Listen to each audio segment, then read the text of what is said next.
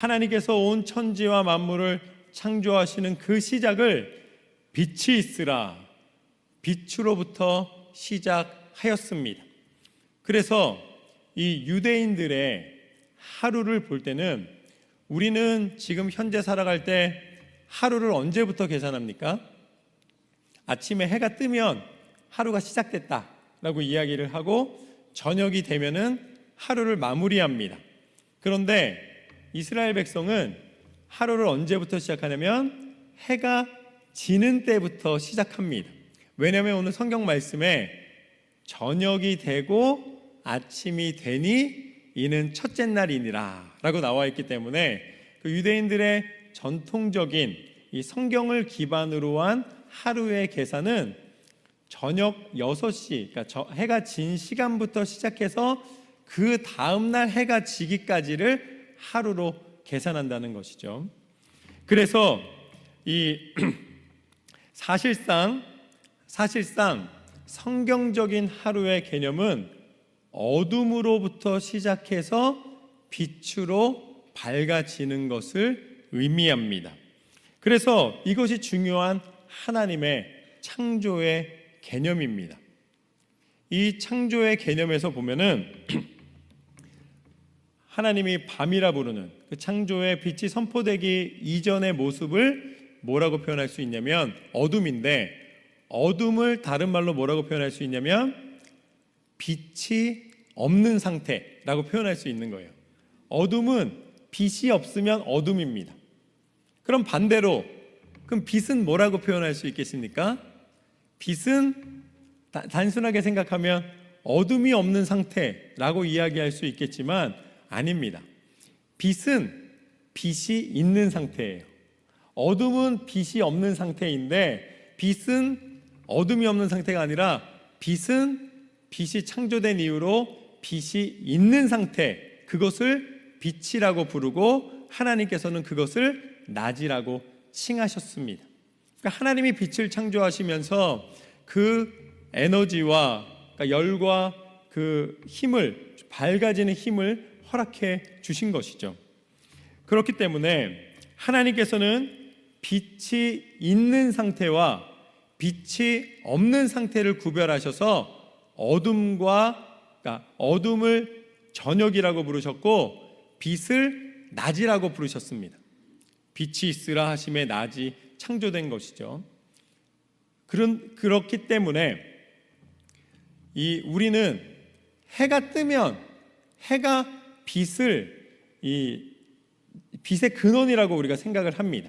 그런데 심지어는 이 빛에 대해서 하나님이 어떻게 만드셨냐면 넷째 날에 하나님이 큰 광명체와 작은 광명체를 만드셔서 큰 광명체가 이 빛을 통해 낮을 주관하게 하시고 작은 광명체가 밤을 주관하게 하셨습니다. 그 큰 광명체가 해고 작은 광명체가 달인 것이죠. 그러니까 해가 있기 때문에 이 빛이 나서 낮이 되는 것이 아니라 하나님이 이미 빛이 있으라 하셔서 낮을 창조하신 후에 해를 하나님이 주셔서 그 낮을 주관하게 하신 것입니다. 그러니까 해가 빛의 이 근본이 아니라는 것이죠. 빛은 하나님의 선포와 함께 이 땅에 존재하게 되었습니다. 이 빛을 받을 때에 이 식물이 자라고 생명력이 나타나기 때문에 사람들은 해가 쪼일 때 그 생명력이 있는 줄 알고 뭐 해신을 섬기고 그 해를 우상으로 만드는데 다 어리석은 일입니다. 그 빛은 해가 만들어낸 것이 아니라 하나님의 선포와 함께 이 땅 가운데 허락되었습니다. 이러한 창조의 순서와 원리 안에서 이 배경을 이해한 상태에서 오늘 말씀을 읽으면 오늘 말씀이 이해가 됩니다. 8절 말씀을 읽으면 이렇습니다. 너희가 전에는 어둠이더니 이제는 주 안에서 빛이라, 빛의 자녀들처럼 행하라. 아멘. 너희가 전에는 어둠이었다는 거예요. 하나님이 이 빛을 선포하시기 이전에 성경에 보면 뭐라고 나와 있냐면 어둠 속에 혼란과 공허함이 있었다라고 말씀하십니다. 전에는 우리가 혼란과 공허함 같은 어둠이 우리 삶에 드리워져 있었다는 것이에요.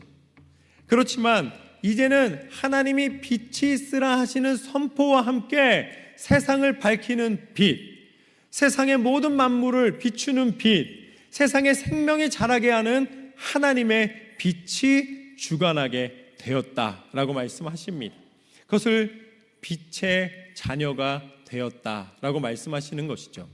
그런데 오늘 말씀에서는 그냥 빛이 아니라 주 안에서 빛이라, 주 안에서 빛의 자녀가 되었다라고 말씀하십니다. 그 어둠을 뚫고 하나님의 선포와 함께 빛이 이 땅 가운데 존재하게 된 것처럼 우리의 삶의 어두운 그늘에서 다시 하나님이 선포하신 빛의 자녀, 빛의 역할로 바뀔 수 있는 그 중심에, 그 변화에 무엇이 있었는가? 바로 주 안에서 그 주님이 바로 예수 그리스도이십니다. 우리의 인생은 예수님이 계심으로 말미암아 어둠에서 빛으로 옮기신 줄로 믿습니다. 하루의 모든 시작이 어둠에서 시작하여서 빛으로 나아간 것처럼 우리의 인생은 어둠에 있었지만 예수 그리스도를 믿음으로 예수 그리스도의 이름의 빛이, 그 권세가 우리 가운데 선포되었을 때에 하나님이 밝혀주시는 빛의 삶을 살아가게 하시는 줄로 믿습니다. 이것이 바로 하나님이 우리 가운데 허락하여 주신 은혜입니다. 그래서 하나님께서는 이렇게 빛의 자녀가 되어 빛의 삶을 살아가는 것을 하나님께서는 원하십니다. 염소가 아니면 양이 새끼를 낳습니다. 그럼 어떻게 됩니까? 그 새끼들이 부모랑 똑같아지잖아요. 뿔이 난 염소한테서 태어났으면 뿔이 나고, 아니면 털이 복실복실한 양이 되기도 하고, 그러니까 각 그 양의 새끼는 양이 되고 염소의 새끼는 염소가 되는 것이죠. 그와 마찬가지로 빛의 자녀다라는 것은 하나님의 선포와 함께 하나님이 그 빛을 가지고 계시다가 선포와 함께 베풀어 주셨는지, 아니면은 예수님이 바울에게 임하셨을 때 빛으로 임하신 것처럼 하나님이 그 빛 자체로 임하셨는지는 우리가 말씀에서 상상은 할 수 있지만 정확한 것은 하나님이 알려주셔야 알겠지만, 분명한 것은 우리가 빛의 자녀라는 표현은 하나님의 자녀가 되었다는 것입니다. 하나님의 자녀가 되었다는 것은 다른 말로는 오늘 말씀에서 다시 이렇게 표현합니다. 9절 말씀해 보면 빛의 열매는 모든 착함과 의로움과 진실함에 있느니라. 빛의 자녀, 하나님의 자녀에게는 빛의 열매가 나타난다. 하나님의 열매가 나타난다고 말씀을 하십니다. 사과나무에 사과가 열리고 무화과나무에 무화과가 열리는 것처럼 하나님으로부터 난 자에게는 하나님이 주시는 빛의 열매를 맺는다라고 분명히 알려주십니다. 이것이 오늘 말씀의 첫 번째 교훈입니다. 빛의 열매를 맺으라. 빛의 열매를 맺으라. 빛의 열매는 오늘 말씀에 뭐라고 나와 있냐면 착함과 의로움과 진실함이니라. 우리가 하나님의 자녀 된다는 것, 하나님의 자녀다운 열매를 맺는 삶을 산다는 것을 세 가지로 말씀해 주십니다. 많은 것이 있겠지만 그 중에 중요한 세 가지를 말씀해 주십니다. 첫 번째, 착함이란 무엇인가? 그 사람 참 좋아. 그건 착한 게 아니에요. 성경에서 말하는 거는 그 사람 참 좋아, 이런 그 가벼운 평가의 착함을 이야기하는 것이 아닙니다. 참 순박해, 이런 착함을 이야기하는 것이 아닙니다. 그리스도인의 착함은 무엇과 연결되냐면 바로 선함과 거룩함 속에 적극적으로 드리는 순종을 이야기하십니다. 단순히 죄 안 짓고 소극적으로 살아가는 것이 아니라 오히려 하나님이 원하시는 뜻을 분별하여 하나님의 뜻대로 순종하며 하나님의 거룩함을 드러내는 삶, 하나님의 영광을 나타내는 삶인 줄로 믿습니다. 하나님 앞에 착함과 선함과 거룩함은 그 빛을 바라는 것입니다. 그 그 빛을 보게 하는 것입니다. 두 번째, 빛의 열매로서 의로움을 말씀해 주십니다. 의로움은 무엇인가? 의로움은 내 능력 안에 내가 무언가 도와주고 무언가 불의한 것을 물리치는 것을 이야기하는 것이 아닙니다. 의로움은 예수님을 믿는 것입니다. 성경이 말하는 의인은 예수 그리스도이십니다. 에베소서 4장 24절 말씀을 보면 이렇게 나와 있습니다. 하나님을 따라 의와 진리의 거룩함으로 지으심을 받은 새 사람을 입으라. 우리가 변화된다는 게 참 어렵습니다. 새 사람을 입으라. 예수 안에 새 사람이 되어라 라고 말씀해 주십니다. 우리가 스스로 결단해서 내가 변화돼서 의로운 사람이 된다는 것은 사실상 불가능한 일입니다. 내 스스로 결단은 변화될 수가 없지만 우리는 예수님을 의지할 때에 예수님의 도움을 구할 때에 우리의 마음이 변화될 수 있게 되는 줄로 믿습니다. 여러분의 마음이 차갑게 식어진 분 계십니까? 예수님 앞에 도움을 구하십시오. 여러분의 믿음이 식어져서 더 이상 내가 믿음으로 살아갈 것인가 아닌가를 고민하는 분이 계십니까? 여러분 아무리 결심하고 고민해도 답이 나오지 않습니다. 그것을 변화시키실 수 있는 분은 오직 이 땅 가운데 유일한 의인은 예수 그리스도이신 줄로 믿습니다. 예수님께 도움을 구할 때에 예수님 앞에 한마디만 하시면 됩니다. 예수님, 나를 도와 주시옵소서. 예수님을 의지하오니 이 모든 것을 변화시키는 은혜를 허락하여 주옵소서. 그 십자가에 피 흘리기까지 나를 사랑하신 예수님만이 나의 굳어진 심령, 나의 차가워진 심령, 나의 아무도 변화시키고 열 수 없는 그 심령을 열어주시고 따뜻하게 녹여주시고 변화시켜 주시는 줄로 믿습니다. 의인은, 세상을 바꿀 수 있는 의인은 오직 예수 그리스도이시라. 이것이 빛의 열매입니다. 그리고 마지막으로 진실함은 무엇인가? 빛의 열매로서의 진실함은 무엇인가? 이 진실함은 진리와 연결이 됩니다. 어떤 종교 지도자가 뭐라고 이야기했냐면 물이 아래로 흐른다. 그때 막 사람들이 우와 물이 아래로 흐른대 막 이러는 거예요. 굉장히 황당한 이야기입니다. 그럼 물이 아래로 흐르지 어디로 흐르니까 당연한 말인 거예요. 그런데 세상이 너무나 거짓과 위선과 속임과 나태함과 기만이 가득하니까 물이 아래로 흐른다는 당연한 말을 갖고도 감동하는 시대가 되었다는 거예요. 여러분, 산은 산이라는 말에 감동받지 않으시기를 주님의 이름으로 축원합니다. 산은 그냥 산이에요. 물은 물이고. 우리가 감동할 것은 무엇인가?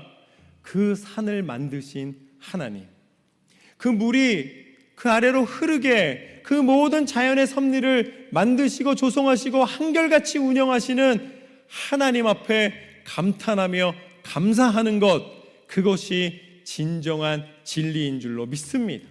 우리는 그것을 조성하신 하나님을 인정해 드리며 하나님 앞에 서야 되는 것이죠. 그와 더불어 이 말씀 안에서 진실함이란 무엇인가?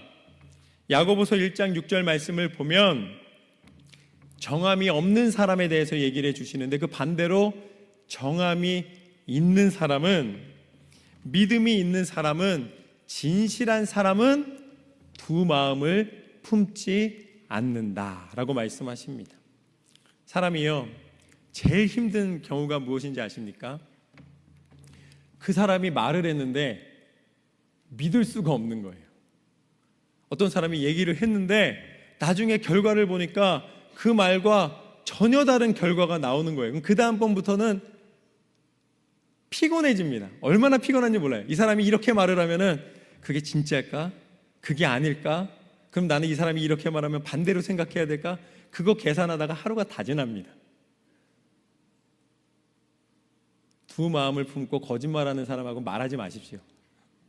피곤해서 살 수가 없어요. 누군가가 이야기를 했을 때 그 이야기가 아니면 아닌 거고, 못하면 못하는 거고, 할 수 있으면 하는 거고, 예면 예고 아니면 아니요라고 말하는 사람과는 그 마음에 상쾌함이 있습니다. 비록 어려운 상황이 있다 할지라도 그 다음을 소망할 수가 있는 것이죠. 그러면 더 이상 말과 행동과 생각이 일치하기 때문에 더 이상 계산하거나 생각할 필요가 없고 함께 하면 되는 거예요. 저는 여러분이 삶의 이 말과 생각과 행동이 기도와 말씀과 일치되시기를 주님의 이름으로 축원합니다. 그것이 오늘 말씀 가운데 하나님 말씀하시는 믿음과 연결되는 진실함입니다. 우리가 진실한 삶을 살아갈 때에 우리가 힘을 내서 살아갈 수가 있습니다. 진실함이 없으면 피곤해서 살 수가 없는 거예요. 그러나 진실함이 있다면 어떠한 경우에라도 다시 일어설 수 있는 힘을 낼 수가 있습니다. 여러분의 삶이 정직함으로, 성실함으로, 신실함으로 하나님 앞에 온전한 열매를 맺는 삶이 되시기를 주님의 이름으로 축원합니다. 그렇게 하나님 앞에 진실한 열매의 삶, 의로운 하나님의 의를 힘입은 예수 그리스도의 이름이 선포되는 삶, 하나님 안에 매 순간마다 하나님을 의지하여 진정한 선함과 거룩함을 드러내는 삶이 된다면 오늘 말씀의 10절에 이렇게 말씀하십니다. 주를 기쁘시게 할 것이 무엇인가 시험하여 보라. 할렐루야. 빛의 열매를 맺는 사람은 하나님을 기쁘시게 해드리는 사람인 줄로 믿습니다. 하나님을 기쁘시게 해드리고 내 삶도 그 즐거움을 누릴 수가 있다는 것이죠. 시험하여 보라고 말씀하십니다. 그것은 무엇인가? 우리가 분별하고 우리가 믿음으로 행하고 하나님 앞에 온전히 나아갈 때에 하나님은 그 빛의 열매를 통해 기뻐하시며 우리를 통해 하나님의 영광의 빛을 나타내신다 약속하셨습니다. 그것이 하나님의 기쁨이요 우리 삶의 즐거움으로 드려지게 된다는 것이죠. 그러한 말씀 가운데 은혜를 누리기 때문에 11절 말씀부터 보면 이렇게 나와 있습니다. 너희는 열매 없는 어둠의 일에 참여하지 말고 도리어 책망하라. 그들이 은밀히 행하는 것들은 말하기도 부끄러운 것들이라. 그러나 책망을 받는 모든 것은 빛으로 말미암아 드러나나니 드러나는 것마다 빛이니라. 그러므로 이르시기를 잠자는 자여 깨어서 죽은 자들 가운데서 일어나라. 그리스도께서 너에게 비추이시리라 하셨느니라. 아멘. 오늘 이 말씀 무슨 말씀이냐면 하나님의 빛이 비추어지면 감출 수 있는 것이 하나도 없다는 말씀입니다. 모든 것이 다 드러나게 된다는 것입니다. 하나님은 머리털 하나까지도 세심바 되신 하나님이십니다. 하나님은 나보다 나를 더 잘 아시는 하나님이십니다. 그러기에 오늘 말씀의 두 번째 교훈입니다. 후회하지 않을 믿음의 결정을 하라. 후회하지 않을 믿음의 결정을 하라. 빛의 열매를 맺는 사람은 매 순간마다 빛이신 하나님 앞에 내 삶을 비추어 결정을 하고 하나님의 뜻대로 순종의 삶을 살아갑니다. 때로는 그 결정이 고통이 될 때가 있습니다. 내가 하나님을 의지하여 믿음의 결정을 내린 것이 내게 손해가 될 때도 있고 내게 고난이 될 때가 있고 때로는 외로운 상황이 벌어질 수도 있습니다. 그럼에도 불구하고 우리가 하나님 안에 결정을 하여야 된다는 것이죠. 당장의 문제를 해결하려고 사람을 속이고 당장 내 욕심을 쫓아 살아간다면 그 당장의 순간에는 성공한 것처럼 보이고 당장의 순간에는 뭔가 이루어진 것처럼 보이지만 그 뒤에 그 고민과 갈등은 해결해 줄 수 있는 사람이 아무도 없습니다. 왜냐하면 내가 스스로 어둠을 선택했기 때문입니다. 여러분, 물질이 많아지는 것을 강구하면서 그 물질에 목을 매게 되면 어떻게 되는가? 결국은 아무리 많이 소유를 해도 더 많이 가진 사람을 부러워하면서 인생의 마지막을 공허함으로 끝내게 됩니다. 명예를 위해서 살아가다 보면은 결국은 그 명예라는 것에 모두가 이 머리를 대고 싸움을 하다가 마지막에 내가 명예를 얻었다 하는 그 지점에서 실망하게 되고 배반을 당하게 되고 상처를 입게 됩니다. 그게 흐름이에요. 그렇지만 비록 이 순간에 내가 아주 처절하게 말씀을 지키기 위해, 믿음을 지키기 위해서 비록 세상이 아무리 유혹해도 타협하지 않고 내가 손해를 본다 할지라도 정직한 결정을 내리고 하나님의 뜻을 분별하여 하나님 원하시는 뜻대로 내린 결정은 결국은 하나님이 책임져 주시고 하나님이 인도해 주시고 세월이 흘러도 사람들은 안 알아준다 할지라도 하나님이 알고 계시기에 후회하지 않을 수가 있다는 것입니다. 하나님 앞에 후회 없는 결정을 내리시기를 주님의 이름으로 축원합니다. 그것이 여러분의 영혼을 자유케 해 주실 것입니다. 조금 더 쉽게 표현해 드린다면 하나님 앞에 부끄러운 결정을 내리지 마십시오. 사람이 아무리 손가락질을 한다 할지라도, 사람들이 아무리 다른 평가를 한다 할지라도 하나님이 원하시는 뜻에 여러분의 마음을 두십시오.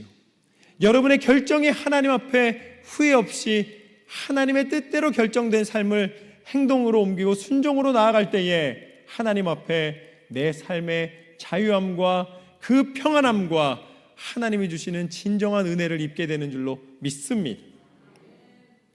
오늘 밤에 발 뻗고 자시기를 주님의 이름으로 축원합니다. 하나님 앞에 부끄러움이 없는 결정을 내린 사람은 발 쭉 뻗고 잘 수가 있는 것이죠. 하나님의 뜻대로 후회 없는 결정으로 살아가시기를 주님의 이름으로 축원합니다. 그러기에 마지막으로 15절 말씀부터 보면 이렇게 나와 있습니다. 그런즉 너희가 어떻게 행할지를 자세히 주의하여 지혜 없는 자같이 하지 말고 오직 지혜 있는 자같이 하여 세월을 아끼라. 때가 악하니라. 그러므로 어리석은 자가 되지 말고 오직 주의 뜻이 무엇인가 이해하라. 아멘.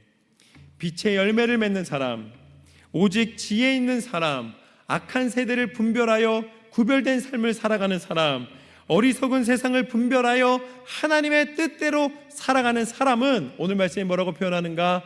세월을 아끼는 사람이다. 이것이 오늘 말씀의 세 번째 교훈입니다. 세월을 아끼라.